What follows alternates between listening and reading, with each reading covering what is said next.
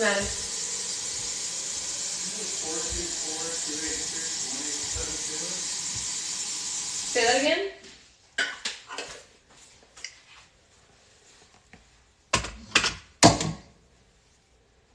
Hi guys. Sasha, look at this. Hold on, I'm blocking this. What's up? You can come over here, it's blocked. Let's text it up. What the? You know who this is? I don't. It has to be a misdial. It has to be. It has to be. There's no way that's correct, right? I don't know who it is. That's pretty funny.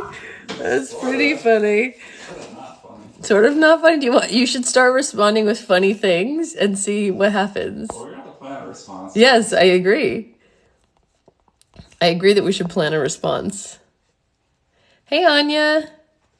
How are you? It's 7:10 a.m. So maybe they're on the East Coast. What's the zip code? I mean, the zip code, the area code. 424. Hey, Shelly. Yeah, but where is that? Do you know? Oh, I have no idea. I've never heard it before. Look it up. Okay. Guys, secret boyfriend. Los Angeles County. Oh, secret boyfriend got a text message from an unknown number that's just a girl's hand holding a wine glass in front of a refrigerator. So, woohoo. Saucy. Very saucy. Tell them you're taken. No, let's ask them. Let's ask them for the right joke. What do you get? Yeah, that's what I said, Shelly. I said he should troll them. What do you think that we should say? Floating the river today, just stopped by to say hello. Hi, Tiffany. It's Beverly Hills, Brentwood, Malibu. Destiny wants to have their number so she can troll them too. That's amazing. What flavor do you want, babe?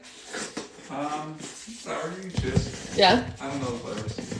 Do you just want the Malesio that I gave you last time? That's good. Okay.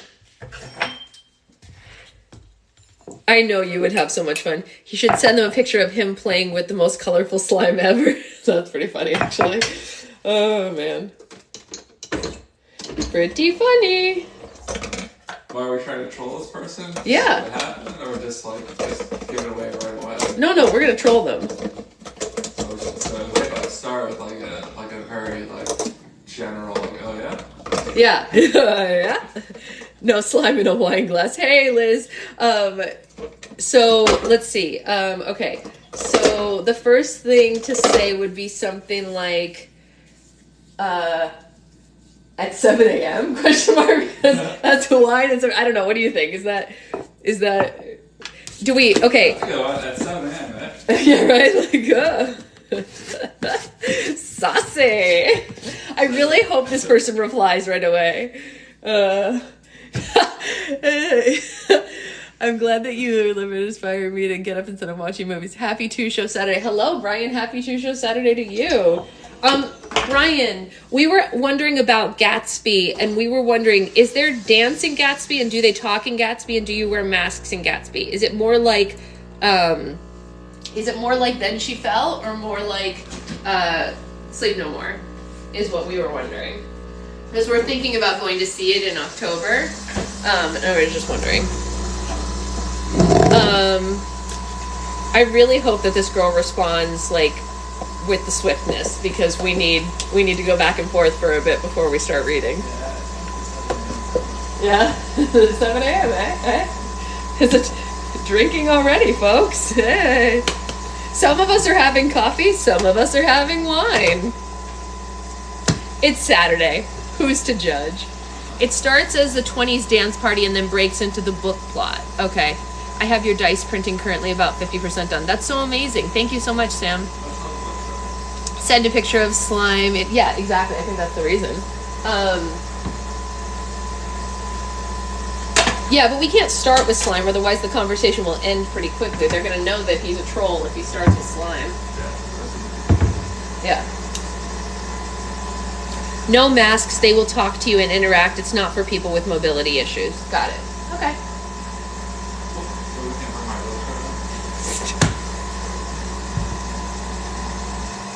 We're reading Land of Stories, book 2. We're almost done, and then we're going to start a new book next week. It's a great fancy on the town date night. Oh, that's kind of cool. Tis cool, tis cool. I'm making coffee right now, and then we'll get started reading, and I'm hoping this girl responds before then. But if not, we'll talk to her, you know, on a break. Forest Green Nails. Forest Green Nails? That's a choice. It is. Maybe it's Alphaba. It's a what? Wait, Sasha, I'm going to see you in like 2 weeks. I know. Make a cocktail. She already is, I guess.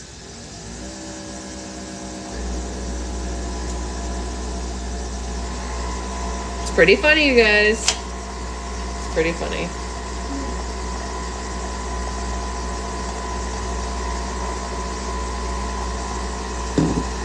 How did that happen so fast? I don't know, man. I don't know.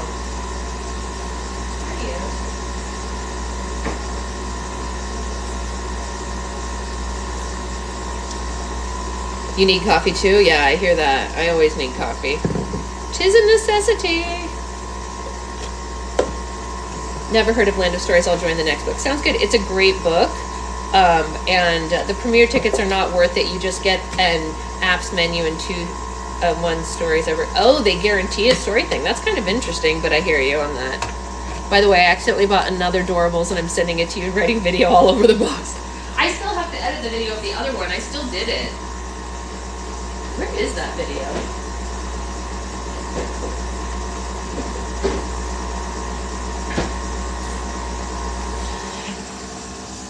Wow. So it's only $79 for general admission to the Gatsby thing. We could definitely do that. Cool. Yeah. That's a good price. Although I do love an appetizer.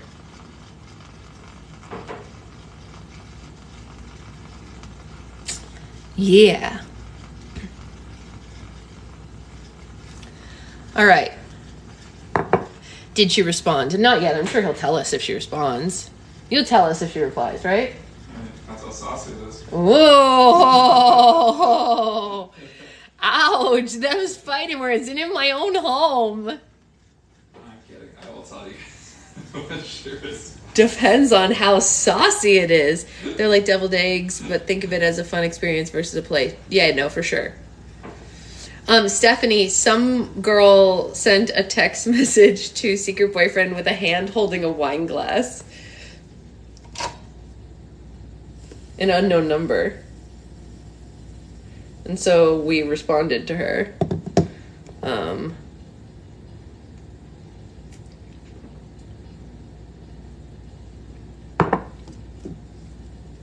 How's your coffee? It is magical. Magical.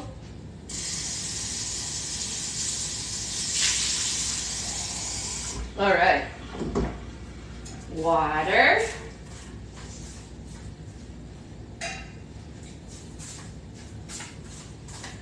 Coffee. Amanda said, "Oh, good, my text went through." That's pretty funny. And look at my fancy footwork. Look at, I managed to get all the way across the room without showing him. That's pretty good. Impressive. I thought so.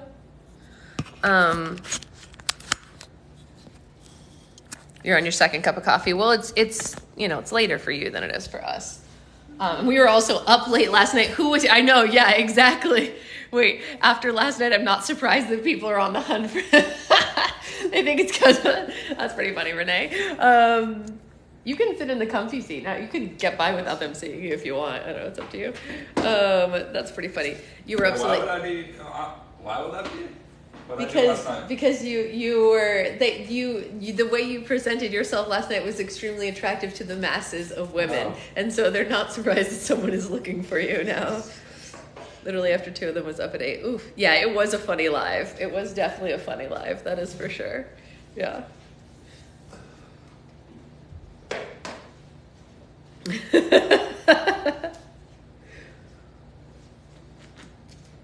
He went for the throw blanket. I'm a comfy boy. Yeah, why not? Why not be comfy? He was not shown last night, but he did play guitar for everybody, and he did make a lot of jokes. That's what happened. All right. Should we get going? on this because Zoe's coming over in a little bit and I have to make her breakfast. Wow, we are really close to the end, y'all. Anya said, secret boyfriend can keep Sasha, we like him. So you now have the stamp of approval for the group. I can keep you? Yeah, apparently. Or you can keep me? Or both. I heard about this. My guitar lives at my parents' house, but whenever I see people play, I wish I had it here. You should bring it home with you next time you go. Oh, that's right. You did see his ankles. That's right. Saucy.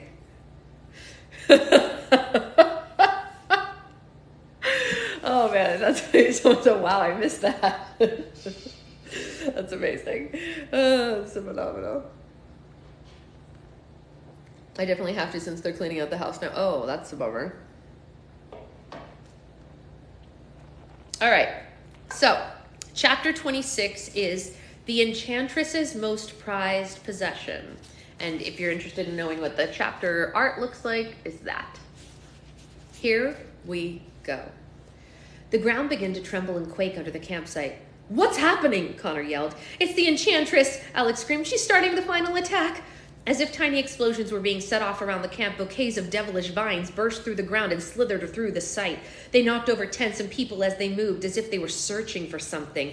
Jack and Goldilocks immediately drew their weapons and began slicing the demonic plants, but there were too many of them to fight off. Help! The twins heard a high-pitched scream behind them, and they turned and saw the vines tangled around Red and attempted to drag her back into the ground with them. Somebody help me! Jack and Froggy both ran to her, throwing themselves on the ground and reaching a hand towards her. Red was almost all the way underground. Only one of her hands was free. She looked to Jack and then to Froggy. If these were the last moments of her life, she had to decide right then and there who she wanted to spend them with. Red grabbed hold of Froggy's hand. He was shocked to see her hand in his. You chose me, Froggy said, looking into her eyes. Both of them recognized the significance of this moment. Yes, I chose you, Red said, and a small smile appeared on her face. She pulled him a little closer and kissed his slimy green lips, not repulsed by his appearance or texture whatsoever. The vines climbed over Red and began wrapping around Froggy, too. Jack grabbed hold of one of his legs and Goldilocks grabbed the other. The vines were too strong for them to pull Froggy and Red free, but Jack and Goldilocks weren't giving up. The vines moved past Froggy and began growing around the whole group, pulling all four of them towards the ground. Alex and Connor were on their way to help when they heard another cry. Butterboy! Trollbella yelled from across the camp. The vines wrapped around her and were dragging her into the ground too. Connor grunted and looked around. Can someone else save Trollbella? He called out, and all the other trolls and goblins were too afraid of the vines to go near her. Save me, Butterboy! Trollbella cried. Okay, fine, I'm coming, Connor yelled. He and Alex changed their course and ran for the young troll queen instead.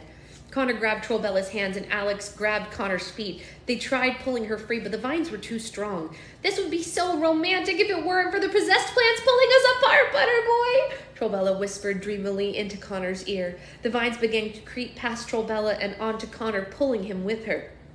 Alex, you have to let go of me, Connor yelled behind himself. You can't let the vines get you. I'm not letting you go, Connor, Alex yelled back. You have to stay and save the fairy tale world, Alex, Connor said. You have to save the other world and Mom, too. Alex gripped around her brother's feet, tightened. I can't save anything without you, she said. Yes, you can, he said. It was always meant to be you. You're the one who got us here, and you're the one who's going to get us out. You heard the ghosts. You're the heir of magic. You've got to defeat the Enchantress so that the world can go on. The vines had wrapped almost completely around Connor, and Alex was shaking her head profusely. I cannot do this alone, she said, terrified to lose him. Yes, you can, Connor said. I'm really sorry about this. Connor kicked Alex off of him, and the vines consumed him entirely. They dragged him and Trollbella down into the ground, and they disappeared. Connor! Alex yelled after him, but it was no use. He was gone. Alex looked across the camp just in time to see the vines pull Red, Froggy, Jack, and Goldilocks into the ground with one final heave. As soon as Trollbella, Red, and the others clinging onto them had all been taken, the vines in the campsite disappeared into the ground. They had come for the queens. Alex got to her feet and looked around in shock. In a matter of minutes, all of her friends and her brother had been taken from her. She had no choice but to finish their quest alone. It was all up to her now. Bob ran up to Alex. Where have they been taken? Alex was wondering the same thing. She looked down at the large cracks and the vines had left behind. They were just in the campsite, but stretched far off into the distance, as if the vines had left their mark on their way to and from their destination. I have to go, Alex said. She ran to their tent and retrieved the wand of wonderment. She placed it in the troll's satchel and threw it over her shoulder. Alex ran off in the distance, following the cracks in the ground as if they were a trail. Where are you going? Bob asked as he ran after her, but she didn't respond. Alex! He tried chasing after her, but she was a third his age and ran 3 times as fast as him. Alex never stopped running. Her feet hit the ground in rhythm with her racing heartbeat. She was fueled by adrenaline, but mostly by fear. She could have sworn she heard Red's screams and Connor's shouts as they were dragged underground below her. She prayed that she would get to the Enchantress before she could harm her brother or the others, and she wished with all her might that once she got there, she would have a plan to take Esmia's most prized possession away from her. Alex had to think of a way to steal Esmia's pride, not only for a moment, but for the rest of her life. What could she say or do to the Enchantress that would take her to heart and not brush off? How could Alex emotionally scar Esmia so deep that her pride would never return completely? Could an evil enchantress take to heart anything that was done or said by a 13-year-old girl? Esmia had spent a century imprisoning the souls of kings, soldiers, and fairies in jars. Was someone like Alex even capable of leaving a mark on someone like that? And then a flash of lightning happened, and Alex realized something for the first time. What she thought of as a disadvantage was actually in her favor. It was because she was a 13-year-old girl that she had a greater chance of bruising the Enchantress's ego. If Alex could muster up enough courage to say something to the Enchantress that a king or a fairy never had the bravery to do before, perhaps it would be an even greater effect on her. Alex had to choose her words wisely, though. She had to get straight to the point and straight to the punch. The Enchantress wouldn't be listening for very long. It had to work, because Alex had run out of ideas and out of time. After following the cracks in the ground for hours, Alex found herself staring up in horror at the Enchantress's new home in the Charming Kingdom. Dun dun dun. The vines dragged Queen Red and Queen Trollbella and the people who clutched onto them for miles and miles underground. They reached the Charming Kingdom, and they were pulled up the sides of a massive pillar of earth and onto the menacing Colosseum on top of it. The vines instantly pinned the newcomers to the wall. Froggy was hung upside down next to Red. Jack and Goldilocks were pinned together, each with their weapon hands behind them. Connor scanned the Colosseum and was sad to see they weren't alone. Hung across the wall from top to bottom were Queen Snow White and King Chandler, Queen Cinderella and King Chance, Queen Sleeping Beauty and King Chase, Queen Rapunzel, and the members of the Fairy Council. And now, with the inclusion of Red and Trollbella, the entire happily ever after assembly was at the Enchantress's mercy. Oh, good. We're all here, Esmia said upon Red and Trollbella's arrival.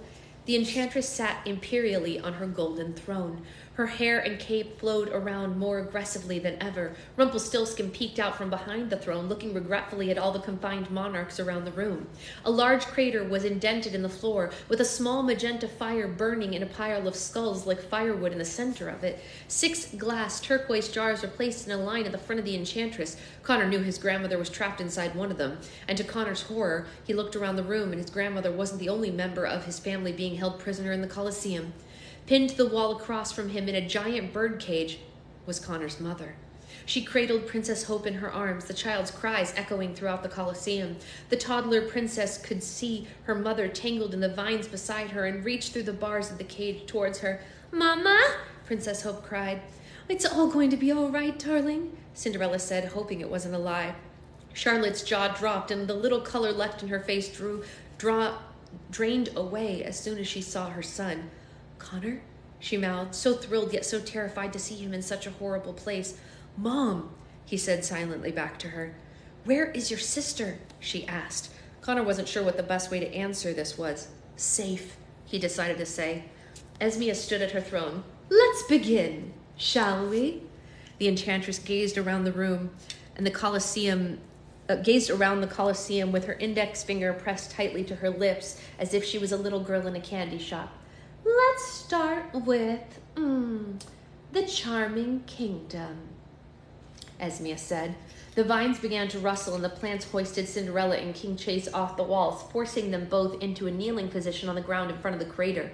"You soulless monster!" Cinderella yelled up at her. "Let our daughter go," King Chase demanded. "If you want your daughter back, then renounce your throne and hand over your kingdom to me," Esmea said to him as if it were a simple decision. "You will never have my kingdom," King Chance yelled. The enchantress glared at him through her long lashes. "Fine," she said. Esmea snapped her fingers and vines reached through the cage and pulled Princess Hope out of Charlotte's arms. The child was screaming and tears and snot ran down her terrified face. The vines dangled the princess over the flames of fire. "No!" Cinderella screamed. "Do it, Chance! Just do it!" she begged her husband. King Chance looked to the other kings and queens around the room, but no one pleaded with him otherwise. The world that they had tried to protect with honor and integrity was long gone. "Very well," King Chance said. "I renounce my throne and my kingdom to you, Esmea." As he spoke these words, the enchantress threw back her head, and her victorious laughter filled the Colosseum. The flames in the crater grew higher, and a trail of thick black smoke began to fill the sky. "Now, was that so hard?" Esmea said with a large grin. She snapped her fingers again, and the vines dropped Princess Hope into her mother's arms. The family was only reunited for a moment before the vines jerked them back against the wall. "Now, let's move on to the fairy kingdom," Esmea said with a bright smile. The vines brought the 7 fairies off the wall and onto the edge of the crater.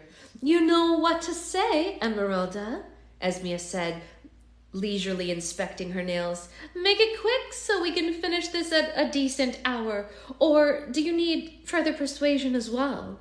The vines wrapped around the jar containing the fairy godmother's soul and held it over the fire. All the fairies shouted for it to be released. "If it makes your cruel wrath come to an end any sooner, fine. I hand over the fairy kingdom to you," Emeralda said against her will. The flame in the crater grew even higher, and the black smoke thickened. Esmea closed her eyes and soaked up the moment for all it was worth. Her whole body tingled with triumph. She had waited centuries for this, and it was finally happening. One by one, the enchantress called the monarchs before her and forced them to give up their kingdoms. Snow White, Sleeping Beauty, Rapunzel, and Trollbella all renounced their thrones with teary eyes and heavy hearts. And with each surrender, the magenta flames rose higher and higher, and the smoke condensed. "I just have one thing to say before you put me back on the wall," Trollbella said, begrudgingly staring at Esmea with intense eyes. "You stopped my dancing, and you will never be forgiven." The enchantress, along with every other person in the Colosseum, stared oddly at the small troll queen, not knowing what to make of her statement. Finally, there was only one ruler left to relinquish her throne. "Last, but certainly not least, I call Queen Red Riding Hood of the Red Riding Hood Kingdom to the floor." Red gave a small squeal at the sound of her name. The vines lifted her to the front of the crater. Froggy fought desperately against the vines, hanging him as she was moved.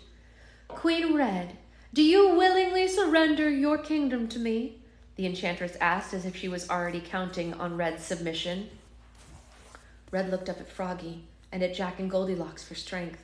She knew with her renunciation the enchantress would have successfully conquered their world. "Well," Red peeped, "I'm not sure I'm in a position to do that." All trace of accomplishment vanished from Esmea's face. As if it wasn't already impossibly high, the tension in the Colosseum grew. "Excuse me?"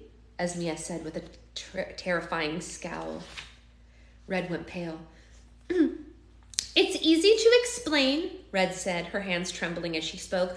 "Unlike everyone else here, I am an elected queen. My kingdom doesn't necessarily belong to me. It belongs to all the Hoodians." Connor, Jack, Froggy, and Goldilocks were beaming proudly at her. Even if Red had only bought them a minute, it was a minute not owned by the enchantress. "Thank you so much. That's such a lovely compliment. Thank you. That's really kind of you. Thank you." Esmea continued to gaze frighteningly at Red and contemplated her next move. "Very well," she said. "I'll just have every last person in your kingdom killed until you're the only one left." "No," Red yelled. "I lied. I'm the only one with the true authority. It's called the Red Riding Hood Kingdom, not the Hoodian Republic."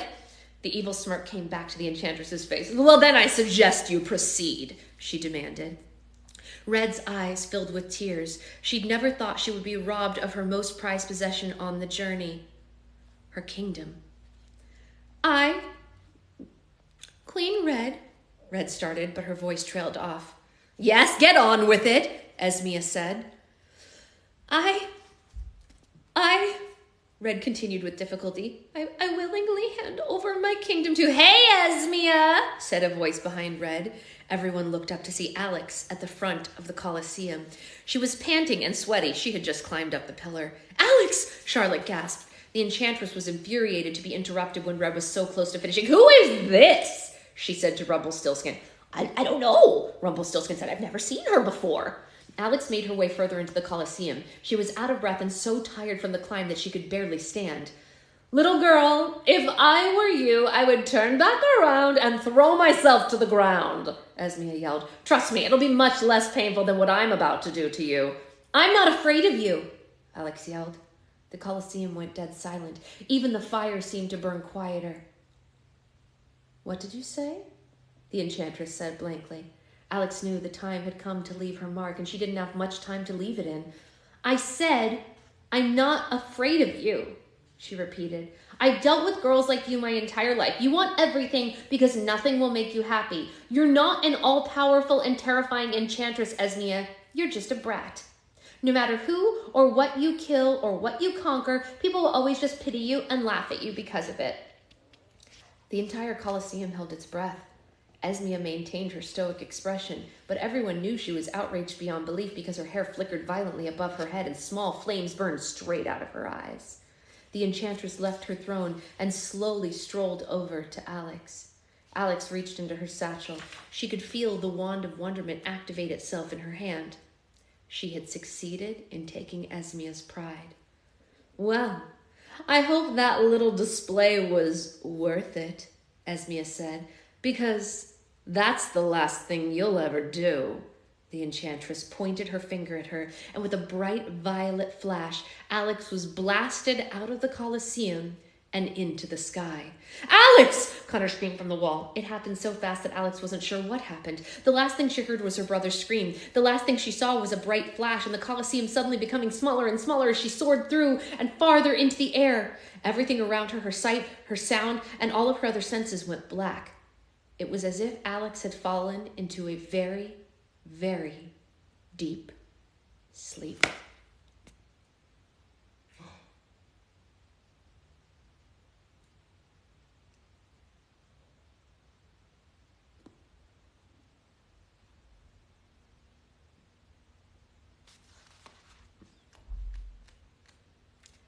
The next chapter is really short. I feel like we should just read it to see what happens. What time is it? I can't not know. What time is it? 9:17. Okay. I'm going to try to read this chapter really fast because that's a crazy cliffhanger. You can't just stop there, right? Are you guys cool? Yeah, okay. Sorry. I can't just, I have to know.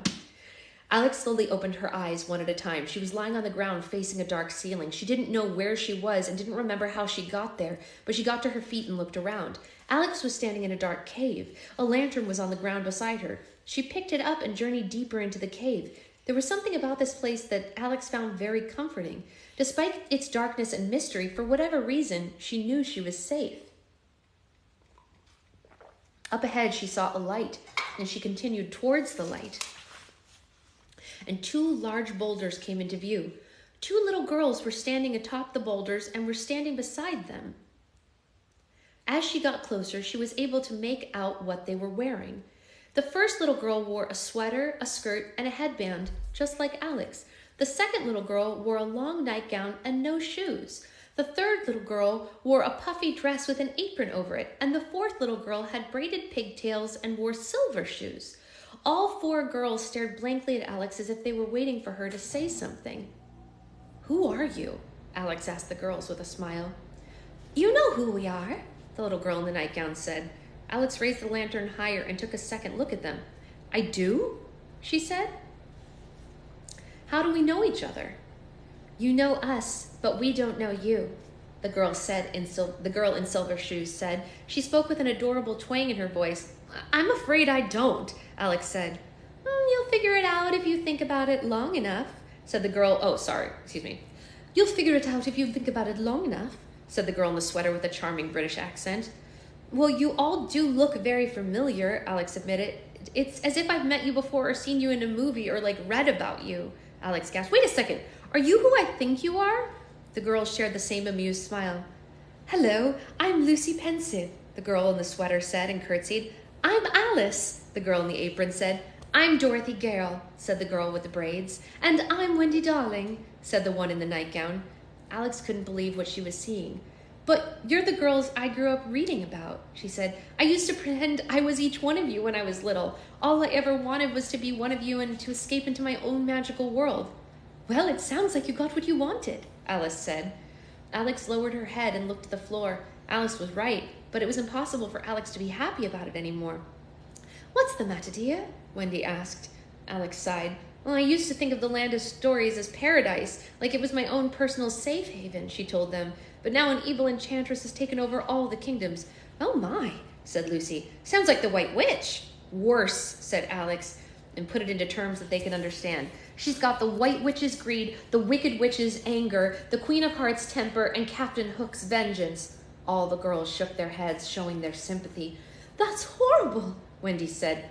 Greed and anger and temper, oh my, Dorothy said. Can you melt her? I wish, Alex said with a laugh. Can Aslan prance on her? Lucy asked. No, unfortunately, Alex said. Well, can you feed it to a crocodile? Wendy asked. I don't think so, Alex said. Well, then how are you going to defeat her? Alex asked. My friends and I are building a powerful wand, Alex said. She reached excitedly for the satchel to show them, but it wasn't around her shoulder. Lucy is the youngest in The Lion, the Witch, and the Wardrobe. Lucy is the youngest of the four siblings. She's the one who becomes friends with Tumnus and goes through the wardrobe. Yeah. Oh no, where's my wand? I just had it a second ago. She moved the lantern around, scanning the room and the cave, looking for a place that she might have dropped it. The other girls giggled at her attempt. Alex looked up at them and slowly realized why they found her efforts so amusing. Is this a dream or am I dead? Of course it's a dream, Lucy said. Why else do you think we're here? Alice asked. I hope the cave is as big as what heaven looks like, Dorothy said. Alex was happy to hear it.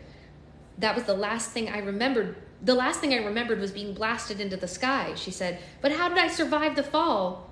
Did your wand save you? Lucy asked. Of course, Alex exclaimed. The wand makes whoever's holding it invincible, and I was holding it in my hand the entire time. The enchantress didn't kill me after all. The girls cheered, but then Dorothy went silent. Are you going to kill the enchantress with the wand now? Dorothy asked. Alex hadn't really thought about that. She had been so concerned with getting the wand finished that she hadn't thought about what she would do after the wand was made. How was she going to go about defeating the enchantress with the wand? Was she going to kill her with it? Was Alex even capable of killing someone? She always figured that Jack or Goldilocks was going to do what was needed. I suppose I don't have a choice, Alex said. I'd recommend finding another way if there is one, Dorothy said with a sad look on her face. Even though melting the witch was an accident, I've felt awful about it ever since. What Dorothy said resonated with Alex more than she was letting on. She didn't want to hurt anyone, but how could she stop Esmea without killing her? Would Esmea just find another way to cheat death like she had after Evely poisoned her? I don't have to necessarily kill Esmea, Alex said, thinking out loud. I just have to take her powers away. And her powers come from a place of hate and anger, so if I took away the reasons that validate her right to be angry, she would be powerless. Violence is never the answer, Wendy said. I always try to tell John and Michael that when they play in the nursery, but they never listen to me. Hey, Liz is here. When you figure out how to take away her hate and anger, would you let me know? Alex asked. I'd like to know in case I run into the Queen of Hearts again. Alex went silent as the wheels in her head were turning. I think I know how to do it, she said, and her eyes darted back and forth from side to side. I may not even need the wand after all. So you just finished a huge journey only to find out that what you needed all along has already been there? Dorothy asked. Oh, come on. You know you both matter. Hush. Hush. Both Liz's are here. Do you remember there was one time when I said, hi, Liz, and you said, oh, hi, Liz. I was like, oh, no, it's not that Liz, or whatever. So now she calls herself the Liz that doesn't matter because she's not that one. They both matter, but the other Liz is here as well. They're both here now.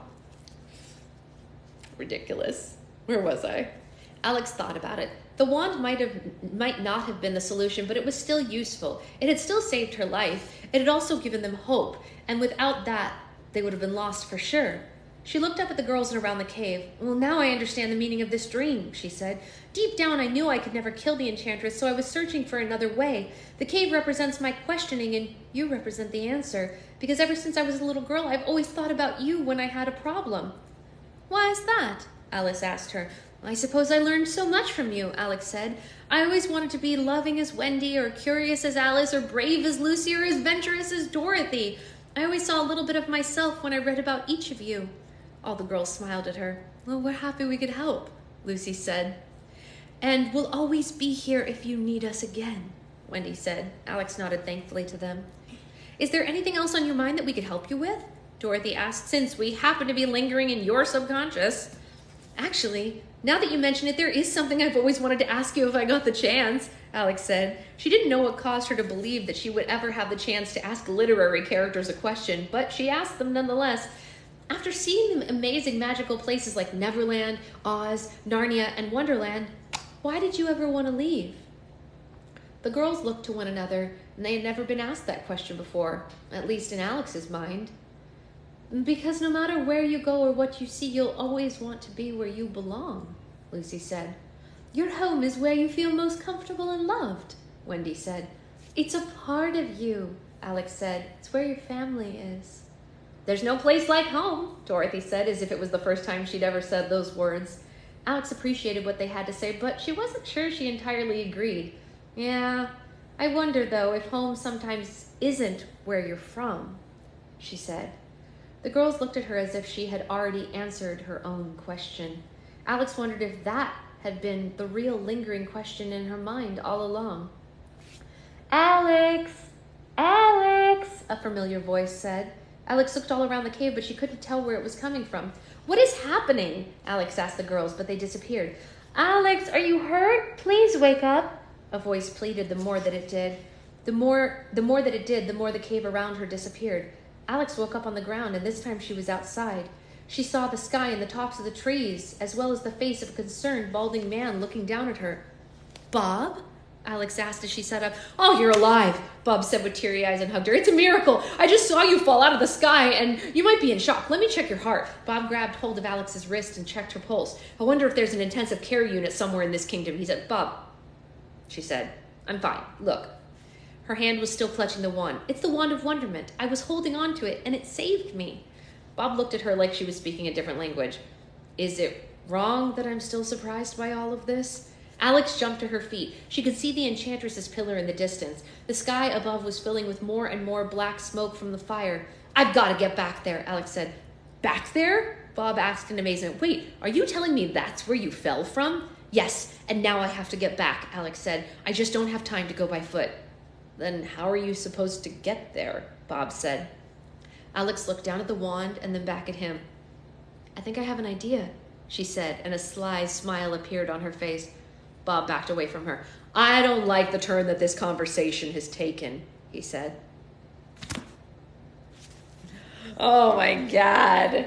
Oh my God. What did I do with the bookmark? What did I do with the bookmark?